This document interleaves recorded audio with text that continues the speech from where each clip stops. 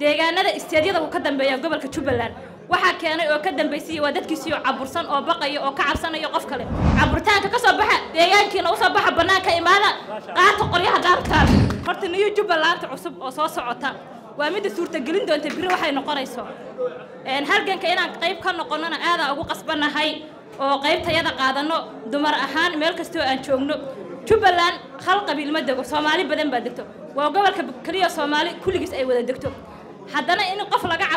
cabsado oo la cabursanaado ay bulshada cabursanaato waa dhibaato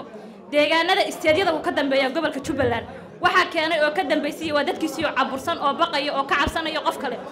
qofka inuu noqdo inuu dhuun raaco waxa ka fiican inuu dadkiisii deegaankiisa la dareen noqdo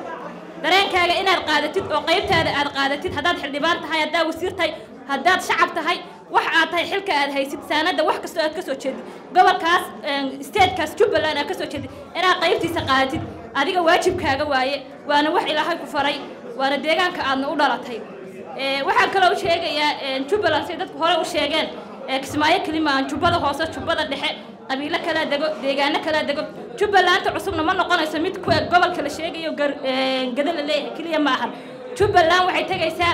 afka Kenya ilaa afka Ethiopia dadka ku nool oo Soomaaliyeed ee deegaanadaas dega waxaan ka leeyahay dadkiina u dhiidhiya halganka wax ka qaata ha cabsanina banaanka u soo baxa adinka waa inaad noqotaan qaybtiina waa inaad qaadataan hadda deegaanada kale markii imtixaamada la galayo Kismaayo imtixaamada federaalka dadka gala waa dad aad u liita ma soo baxaan qaybta waxbarashada ma sheegay tirada guud ah sheegaya aniga waxbarashadoodu way fiican tahay laakiin tirada guud deegaanada